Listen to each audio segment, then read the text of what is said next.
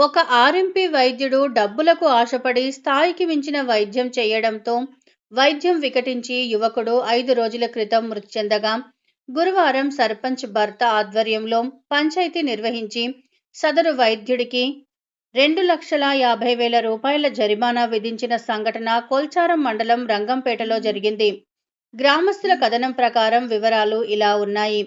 గ్రామంలో ఆర్ఎంపీ వైద్యుడిగా పనిచేస్తున్న కూకట్లపల్లి రాజు స్థాయికి మించి వైద్యం చేయడం వల్ల గతంలో 2-3 యువకులు ప్రాణాలు కోల్పోయారు.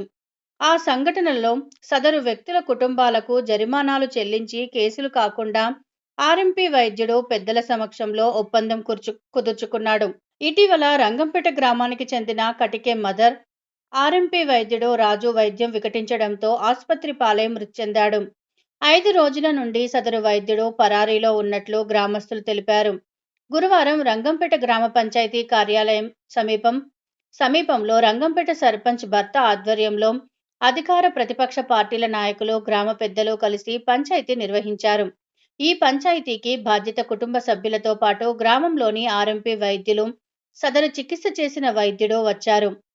సదరు ఆర్ఎంపీ వైద్యులపై గ్రామస్తులు ఆగ్రహాన్ని వ్యక్తం చేశారు.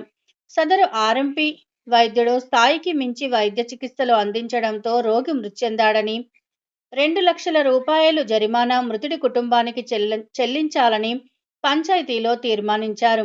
దీంతో కొందరు ప్రాణం ఖరీదు 2,50,000 రూపాయలు ఇస్తాం, సదరు వైద్యుడు ప్రాణం తిరిగి ఇస్తాడా అంటూ ప్రశ్నించారు.